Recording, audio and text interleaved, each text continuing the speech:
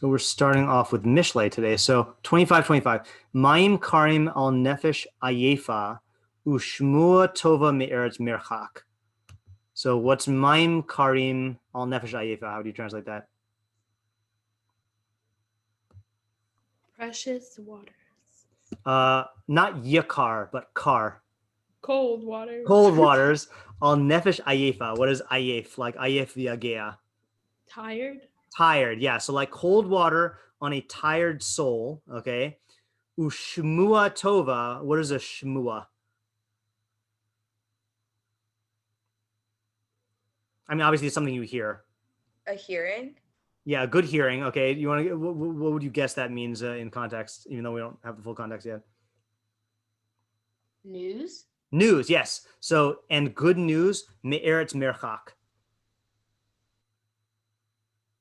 From a distant land. From a distant land. Okay, yeah, right. So let me just see how the translation here says it. I mean, I think that translation is correct. As cold waters to a faint soul, so is good news from a far country. Okay. So what are the questions or problems here? What would you say?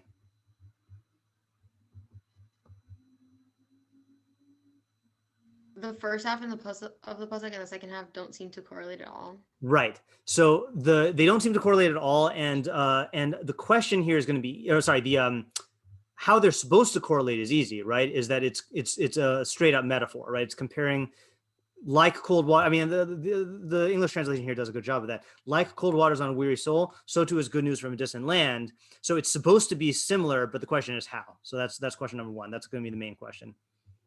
What are some other questions?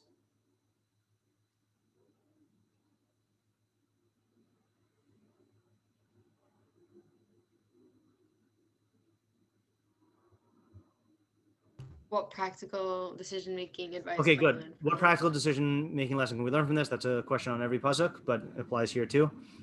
What can you ask on the good news from a distant land? What's weird about that?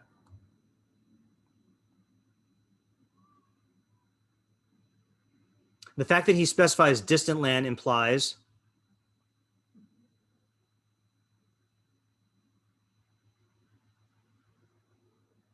it's not something that like why does it matter where it's from? Yeah, why right. Is it so specific?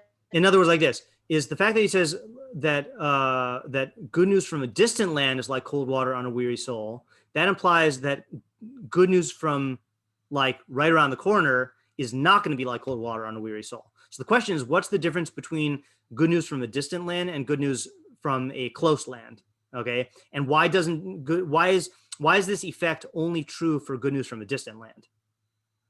Okay, I think those are the two main questions. Right? Question number one is, what is the comparison? Question number two is, why is the comparison limited to good news from a distant land and not from any land? So what do you guys say?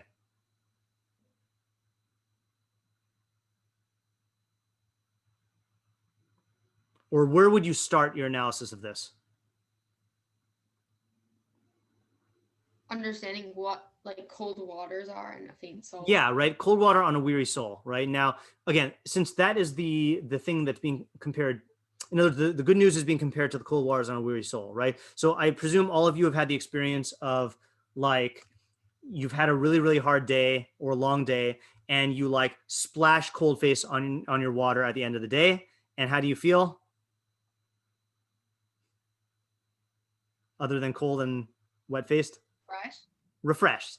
So the question is, how does that work exactly? Because the thing is like, if you just think about it logically, then the cold water doesn't change anything, right? Like you had a really hard day, or let's say like you're really stressed out and like, and then you splash cold water on your face, like you're not changing the reality, but yet it feels refreshing. So how exactly does that happen? And it's not just, I don't think it's just the physical sensation of the water on your face. Like that doesn't really seem to make sense, so like how does that exactly refresh you, do you think?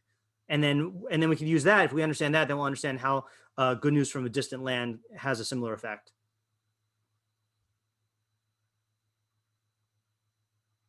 I feel like the cold water is like a little tiny thing, but because it's such like a faint soul, it like makes a big difference. So to like good news from a far country, like even just a little bit of like positive news makes the person feel better. Okay. So that would be true, except for the fact that it specifies from a distant land, right? So according to your theory, why wouldn't that work for good news from, let's say, good news from your best friend, right? No, Like that's apparently that exactly doesn't why have it this effect. works. Because if it was good news from your best friend, then it would be a big thing because it's your Oh, best okay. friend. Okay, I see what you're saying. Okay. So you're learning the pasuk that like that it's a chiddush that. So you're learning. Okay. Okay. So there's two ways to learn the pasuk. This is good. So I was learning the pasuk that only good news from a distant land does this, but good news from a close land doesn't. And you're learning it that of course good news from a close land does this, but even good news from a distant land, even that. Okay. That I think that's a legitimate way to learn it. Okay. And then let's just take your approach to this conclusion then. So then how does that actually change your weariness? Like if you've maybe we have to define the weariness a little bit better. I don't know if we do, but how does the good news, the little bit of good news, remove that feeling of weariness from you?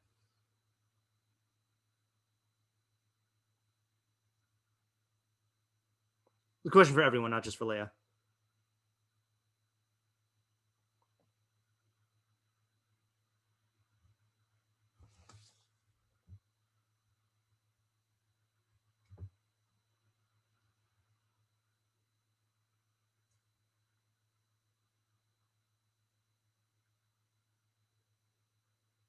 I have a theory.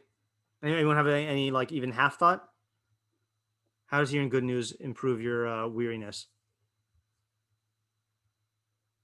I mean, just like emotionally, it does. Right. So experientially, we know that this is true, right? But I'm asking for a how. Like, what? How? Why does it have that effect?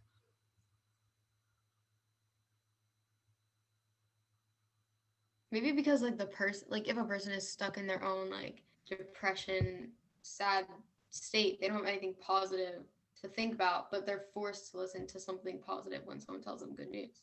Okay, so what change happens when they hear the good news? And maybe let's think about it from good news from a close friend, and then we'll see if it applies to from a faraway thing. So when you hear good news from a close friend, how does that pull you out of your sad state? And remember, we're not talking just to be clear, we're not talking about clinical depression, right? That's not good news is not going to help. Okay, you can't just like cure clinical depression by hearing good news, right? So we're talking about like weariness, and I wouldn't even say it's necessarily sad or depressed. It's exhausted, right? Like that's ayefa, like when Bnei Israel when they were attacked by Amalek, where that's ayef v'agea, you know, or I think it uses does it use this phrase with Esav coming in from the field, or is that a different phrase? Let me see here. Esav. When you know what I'm talking about, right? When he trades away his birthright. Just 1 second.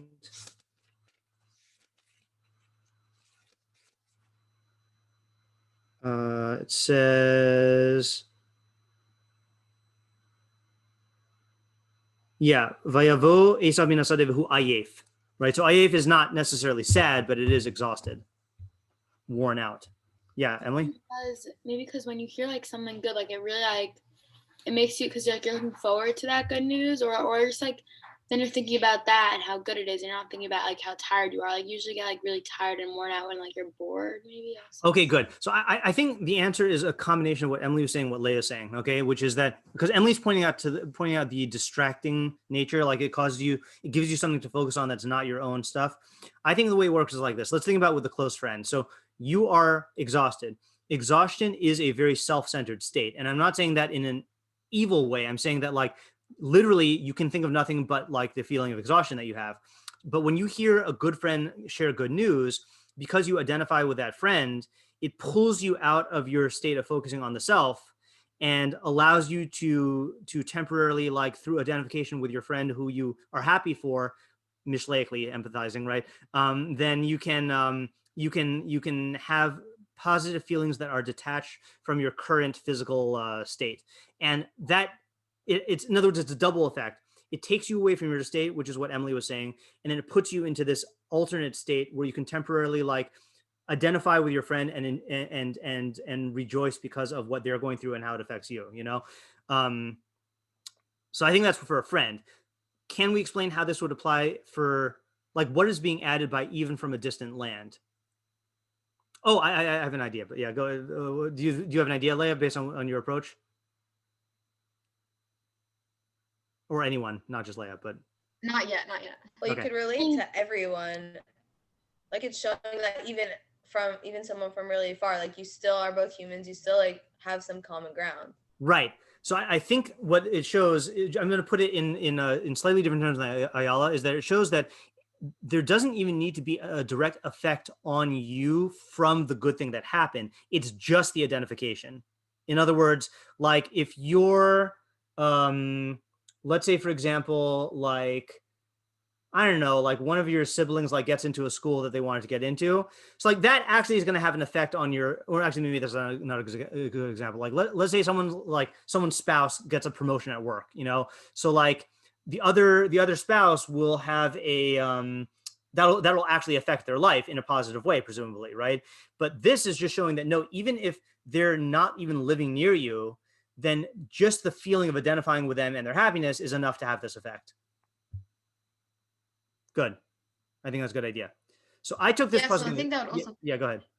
Oh, I think that also fit in with my idea because then, even more so, like you and your friend hearing good news about your friend, Right. you don't even have to like really well, you identify with your friend, but you don't identify with like a far country. But the good news makes you.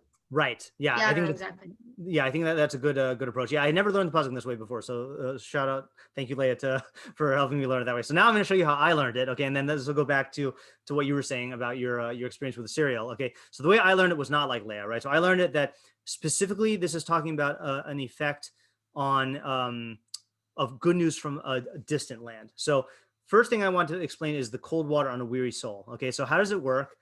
So this is kind of similar to what Emily said, is that you come home from school, for example, you are home from school. So let's say in a normal, in the before times when you would, when we would come home from school and you're really tired and you splash water on your face. So it doesn't change your bodily exhaustion, but what it does is it's a temporary escape. Okay. It allows you to temporarily just forget all of your troubles. And because in the case of the cold water, it is a very refreshing, physical, intense experience, it allows you to escape from that. And I would include in this not just cold water, but let's say some people will go on a jog and it'll have this effect. Some people will take a shower and it'll have this effect. Some people will listen to music and it'll have this effect. It's any experience that is emotionally intense that pulls you out of your current state.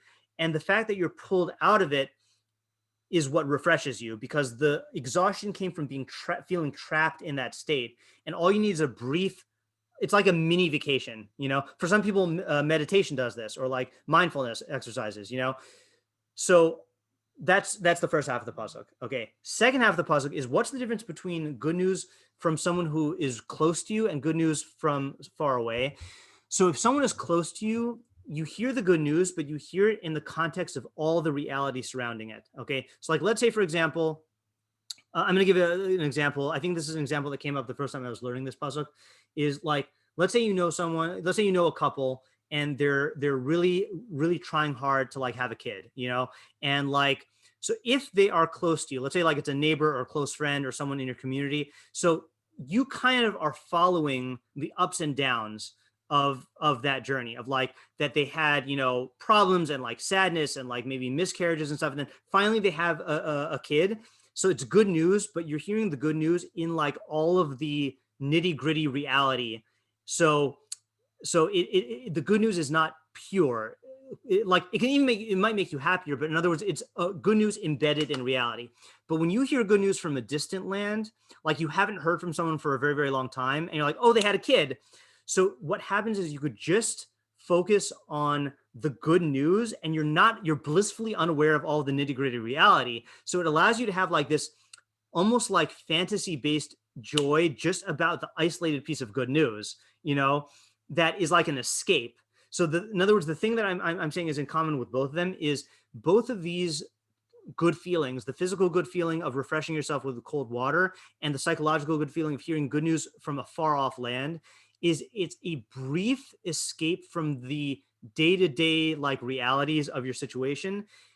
and focusing on something that is good in isolation, even though it doesn't last and it's not actually realistic. Like that splash of water on your cold face is not going to make you like have a better night's sleep, or it's not going to like get rid of the stresses that were weighing down on you from school. And hearing the good news from a faraway land, like you're only getting a very small part of the picture. Like, you know, you're not getting the whole thing. Like, let's say like you hear your friend got a job that they wanted and you rejoice about that, but that job might bring a lot of stress to them, you know, or that job might like make them, you know, very miserable in other ways, but all you're hearing is like that little snippet of it.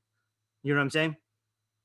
And I think that fits in with Leia's also kind of because like the good news is not really gonna last. Like it's really only a second because like you just hear it and then you, whatever, like it's not relating to your life.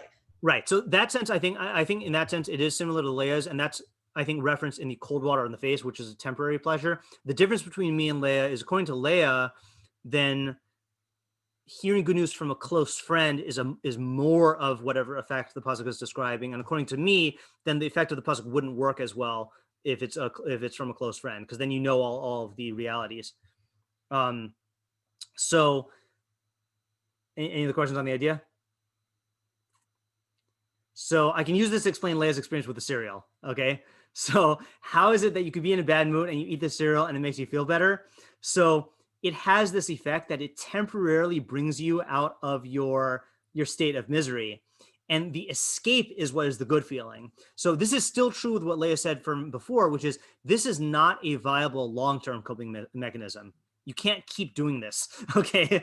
And if you do, then it's going to have consequences and it's not going to work. You know, either you be like Shlomo Melech, where he would get drunk in one day and then wake up the next day and say, this is madness, and what did it accomplish? Meaning I didn't solve my problem and I'm back where I started, you know? Or the addiction itself is going to generate its own problems of like, you're going to get really, really like, you know, unhealthy because of all the sugary cereal you're eating, or like you're going to get really drunk, you know, become an alcoholic, or not become an alcoholic, you're going to become an alcohol abuser from all the alcohol, you know?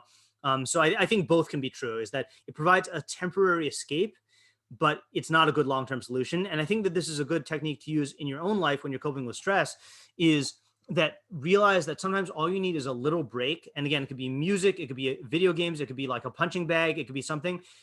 Realize that will provide you with a temporary escape, but it's not going to solve your long-term problems. And it's okay to use it as an escape, you know, or like watching a show where you escape into the fantasy of the show, you know, is fine. Or let's say like for me, you know, I made this observation earlier this year, is that during the summer, like I read before I go to bed. So during the summer, I can read nonfiction before I go to bed.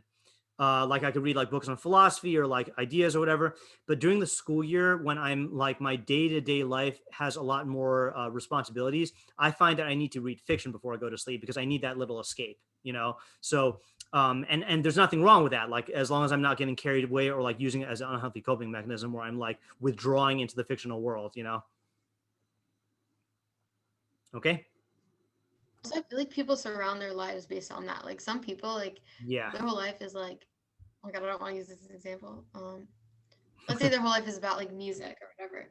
Right. Like then, yeah, they're just like using it as a pleasure to like base their life off of, which is right. actually going to bring them. Yeah. When your whole life revolves around escape. I think there's a difference if you're using it as a career. Yeah, go ahead, Ayala. I was going to say, I think there's a difference between like just having headphones in like all the time and not listening to like the realities or like whatever, as opposed to like having music as a career, and like that's you're involved in it like a lot because you're actually like doing it, you know? Right. So I think though like, that's the same thing as a doctor. They're like involved in medicine. Right. But I do think though that of the people who make that pursuit their career, I think there are people who do it in a way where it becomes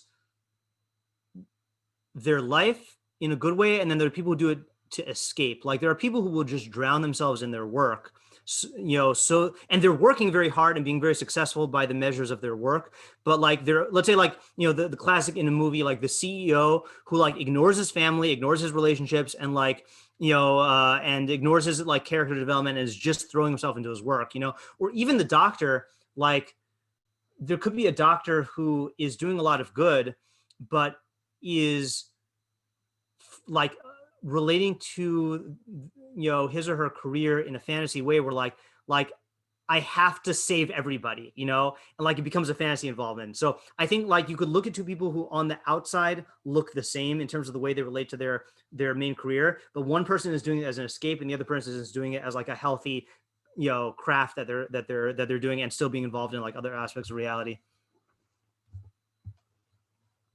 Yeah. Okay. So the votes came in for, no homework for this class. The votes came in for Pirkei Avos, and we had 2 Mishnayos that got 2 votes apiece, and everything else got 1. Okay, so one of the Mishnayos was the one that we're going to do today. The other one was Im ein anili mili, okay, which is a very well-known statement, and a lot of I think both people who wrote about it like had this kind of like, I knew the statement before, but like I never really thought about it, so it's a good thing to really do. So I'm going to save Ina Neely Mealy for next week. Okay, Bleed Netter. And then this week, we're going to focus on the other one that got the votes, is the talking to the woman. Okay. So if you printed out your source sheet, then great. If not, then I'll put everything up here. Okay. Now we're going to have to translate this one very carefully here. Okay. Would someone like to try translating, and I'll help you along the way?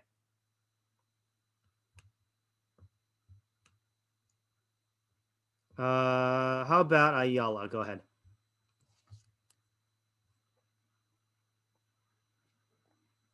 Sorry, Ayala Fader. Yeah. Fader? Yeah, Fader. Yeah, sorry. Okay. Yossi ben Yochanan. So Yossi ben Yochanan, Ish Yerushalayim, a man of Yerushalayim, or like Right. from Yerushalayim. Yep. Omer says, Yehi bischa patuach lervacha. Your house should be open to revacha etzala. Is that like saving? Yeah, so it is used as a synonym for like relief. Okay, the literal meaning of revacha is wide. I think it actually comes from the word ruach, like directions, like it should be open in all directions, but it's a rare word. Yeah, so it should be open wide. V'yeyu aniyim b'nei beizcha, and poor people should be like the sons of your house. Yeah, good. Al tarbeh sicha im ha'isha, and don't increase your conversation. Don't have like a lot of conversations with a woman. Okay, good. The now, woman. Yeah, good. So the woman, right? So I think, and this is going to, by the way, I'm going to stop and make an observation here. So I think when a lot of people read this, they automatically read it as, oh, this is telling you not to talk with women, right? And they miss the fact that it says, do not, first of all, it doesn't say don't talk. It doesn't say don't talk, right? What does it say specifically? Converse excessively. Converse excessively, which points us to 2 questions already, right? We'll list the questions later like we usually do, right? But what are the 2 questions that you can say on tarbeh sicha?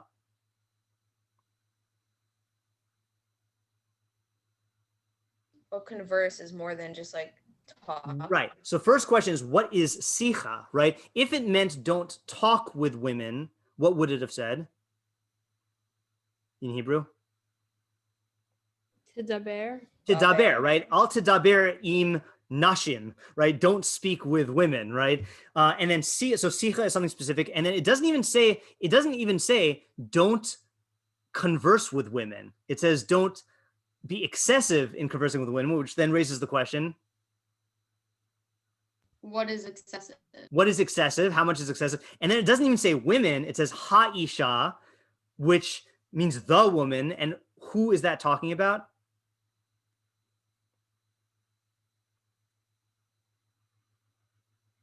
The wife. The wife. It ends in A. It has to be one woman. Right, one woman, right? And in fact, it says that right after. It says Be'ishto Amru, right? This was said in reference to his wife, right? So this is I like the fact that so some year no one did this year. Well, I think Leah, did you write something like? Do you remember what you wrote about this? Yeah, I totally didn't see the part about the poor and like the beginning half, and I was just like, why does it have to villainize women? Like, Yeah, exactly, right. So Leah didn't react in a like overtly angry way, but I've had years before where like students will be like, "Ugh, like this is so anti-women, you know." And like I like teaching this as the first mission we do in Pirkei Avos because it's like if you just we haven't even interpreted it yet, right? But just if you read it carefully, like Leah said, first of all, there's a context, right? If this whole thing was about women, then like it'd be very different. So there's a context. Secondly, it's not don't talk with women.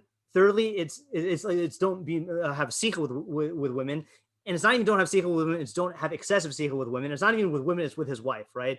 All right. So then it goes on though. I agree. It does expand it a little bit now. Go ahead, Ayala, if you want to continue translating. Kal v'chomer be'ishet chaviro. How much more so in with the wife of his friend.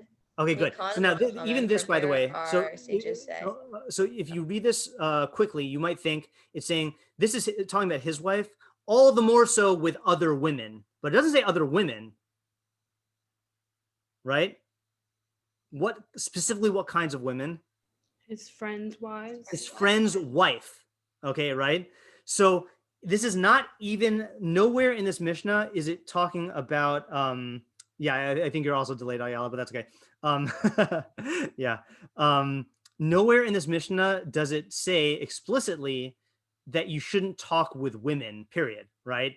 Now, there are going to be people who interpret it that way, but we have to realize what is a translation and what is an interpretation. And all it says here is don't talk with another man's wife. Don't have conversation with another man's wife excessively. Okay. All right. Go on, Ayala, in 3, 2, 1. She'll hear me now. So from here, the Chachamim say, Kol zman she'adam marba sicha, like every time or the whole time that man, like a person has like a lot of conversation, and ha'isha with the woman, goreim ra'al atzmo, he's causing evil to himself. Uvotel midivrei Torah, and he's nullifying the words of Torah. Good. Sofo Yoresh Gehenim, and in the end, he'll inherit hell. Or like go to hell. Yeah.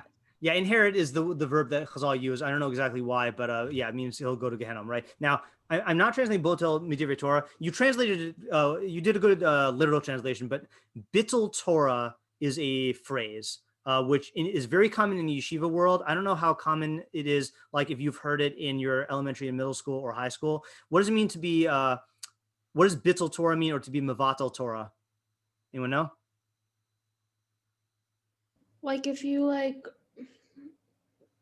waste time. Like, yes, wasting time, exactly, right? What kind wasting time that could be used for learning Torah. For learning Torah, right? Good. So literally it means to negate words of Torah, but the idiom is to negate, to waste time that could be used for learning Torah, and then in the end he's going to inherit Gehenna.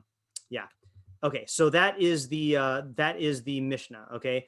Now what are the, let's do, so I forgot to say the approach we're going to use in Pirkei Avos. So this is going to feel, for those who are in my Mishlei class, this is going to feel very much like Mishlei because we're going to use the same approach. We're going to list all the questions, try to come up with their own ideas, and then we're going to go to the Mefarshim. The only difference is going to be that, in my opinion, it's a little hard. It's a little easier to figure out your own Mishlei interpretation than your own Pirkei Avos interpretation. So sometimes we'll succeed, sometimes we won't succeed, because Pirkei Avos, remember, is not meant for everyone, whereas Mishlei is. Okay, so what are the questions that we have to list here? Well, let's list the ones that we already listed, first of all. Okay, let me, oops, hold on. Okay, so questions we had, let me just make this smaller. Okay, so what is sicha? How much sicha is excessive? Why shouldn't a person have excessive sicha with his wife? Okay, now that's kind of answered, by the way, by the rest of the Mishnah, but we can actually break this apart into several questions, right? What does the Mishnah say is bad about having excessive sicha with your wife? Bittul Torah. Right, Bittul Torah. Doing that instead of learning Torah. Yeah, right. So it has like a little chain effect here, right? Okay, so how does this cause, does it say Gorm Ra Latmo first? Yeah, right. Gorm Ra Latmo. So how does this, oops, sorry, hold on.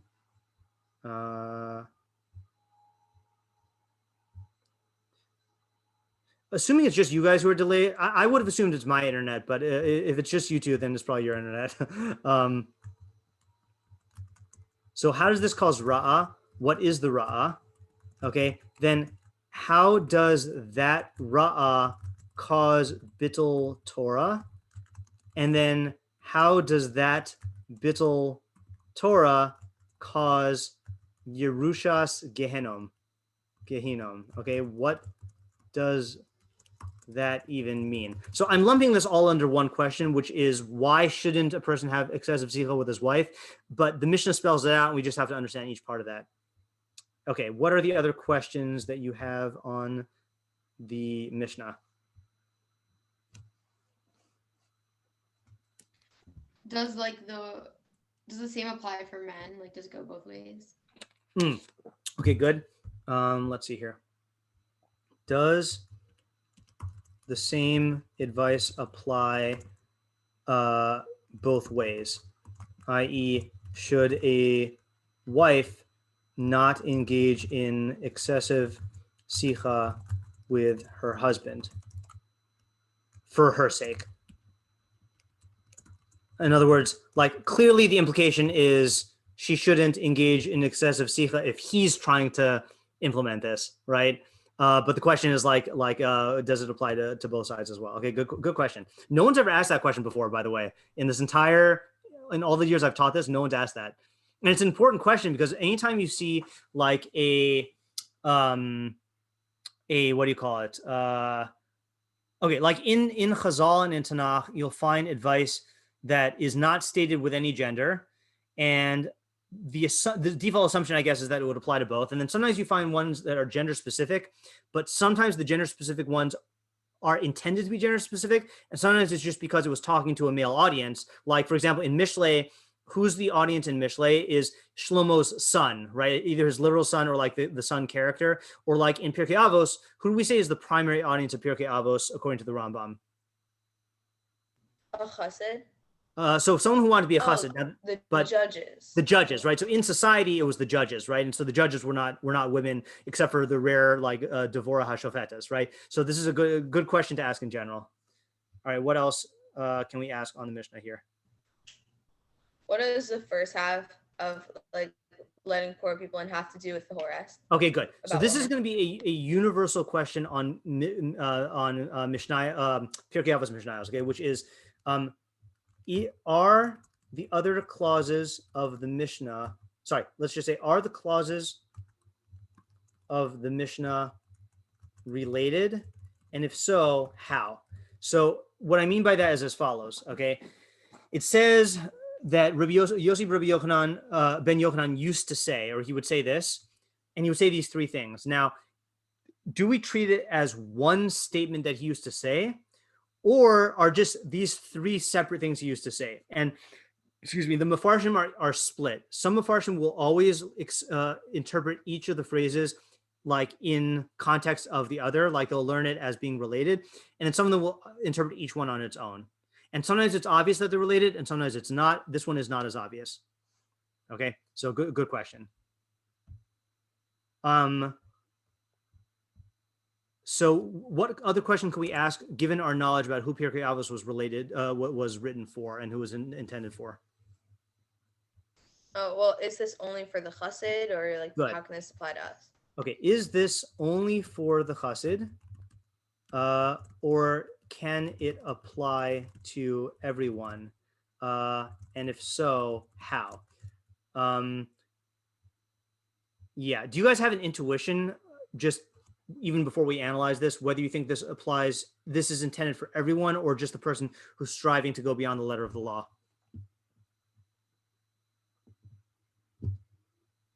I think it's beyond the letter of the law. Yeah, what leads you to think that? When you get to something as personal as when you get to someone who's like as personal as your own wife, like that seems like an extra step. Right. Yeah. Okay. That could I agree with that. Anyone either have a different reasoning for why you think it's for a chassid, or if you disagree, do you think this applies to everyone? Because I have a different reasoning. Yeah, Yeah. I disagree. Okay. Because the end, Yoresh Gehenna, that doesn't seem like something that only a chassid should be worried about. Okay. That is true, right? Is that Yerush Gehenna is something that everyone should be worried about, right? My argument actually comes from the end, though. What argument can you make from the end to say that this would only apply to a chassid?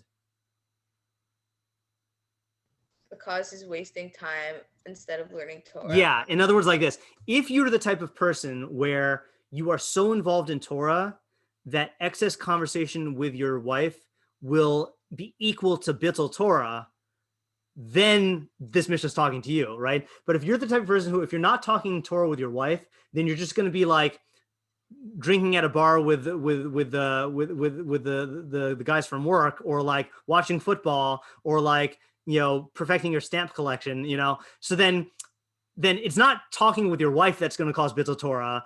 Like it's you're just not on the level. Like your life is bittul Torah, So like that. That's why I think it's talking about that. And then also regarding the Gehenna point, we do know, and I don't know if this applies here, but this is just what I was thinking initially, is that we know that when it comes to tzaddikim, that Hashem holds tzaddikim to different standards than regular people. So maybe you can make the argument that for a normal person to engage in sikha with his wife, in excessive sikha with his wife, that would not lead to Gehenna. But for someone who's on a very, very high level to engage in excessive sikha with his wife, that would lead to Gehenna. You know what I'm saying? And I'm not refuting Ayala like absolutely. Like Ayala could be right that maybe this does apply to everyone. I just happen to agree with Leah that it seems to me that this applies more to people who are on a very high level. Okay. Also, to take yeah. like the other side, there's a lie. Yeah, go ahead. Another reason why like it could be another reason why it could be everyone is because the punishment wouldn't be so bad if you want to type it. I keep seeing you guys laugh like 20 minutes. Okay, the reason why it wouldn't be so bad is because the punishment, like if the punishment was so bad, it wouldn't be something extra, it would probably be something regular. That's also true, right? I can see that argument also. Yeah, good point.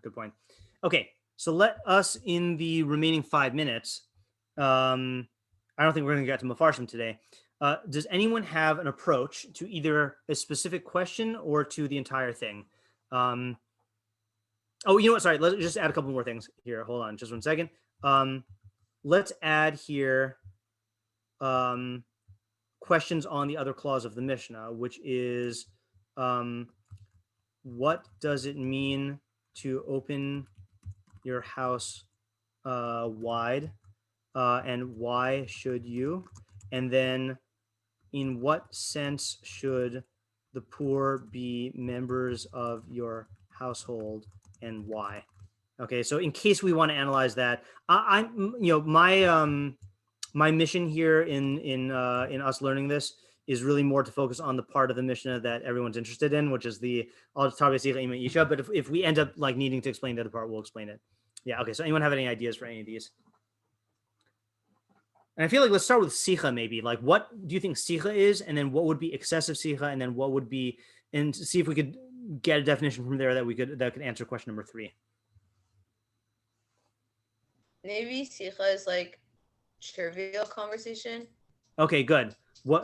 So how would you define, I think we all have an intuitive sense of what trivial conversation is, but if you had to define trivial conversation, what would that be?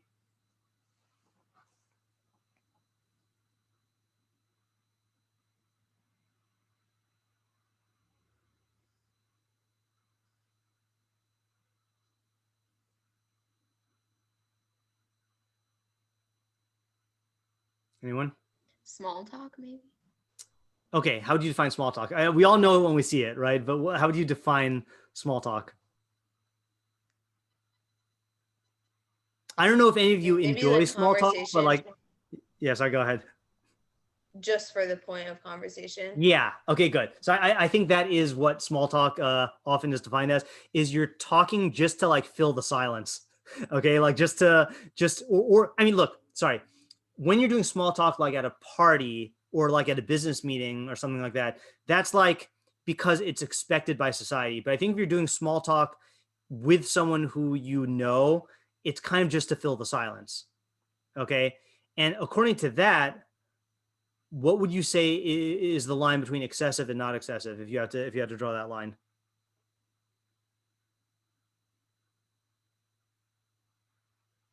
Like things with an obvious like use and things that are like just for like they have no purpose. Well, that's I think the same definition as small talk versus not small talk, right? In other words, if it's for a purpose, then it's automatically not small talk. So we're already talking about stuff that's just to make conversation or just to like fill the silence.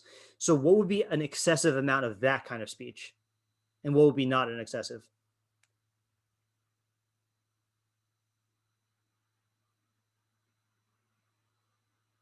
When it's not even to fill the silence anymore. Interesting. I'm trying to think what that would be like.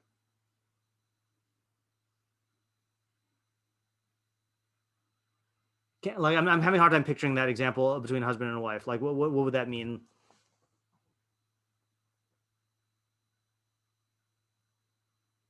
I don't even know.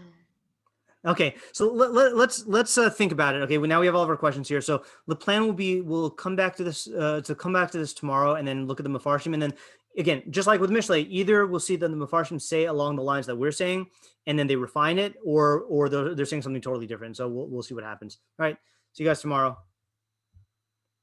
Thank you. Thank you.